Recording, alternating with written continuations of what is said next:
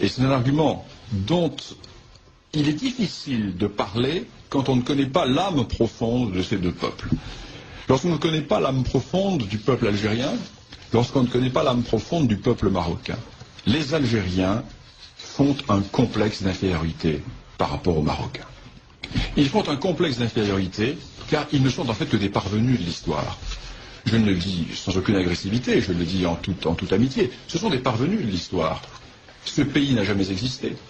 Au mieux, il fut une dépendance turque, une suite de bellicats. Et il était un monde d'anarchie. Il n'y a pas d'histoire de l'Algérie. D'ailleurs, Ferhat Abbas l'avait dit.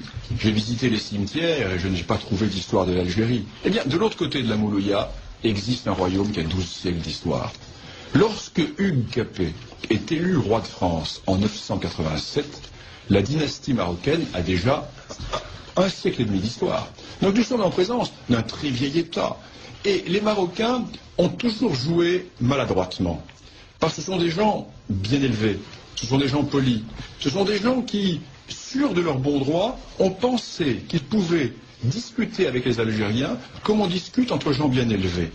Or, ils ont eu en face d'eux des gens qui n'appliquaient pas les règles de la diplomatie traditionnelle et qui étaient restés peut-être dans cette politique des ouvertures barbaresques ou du rapt ou de la piraterie, mais non pas dans les usages qui étaient les usages classiques de la vieille diplomatie.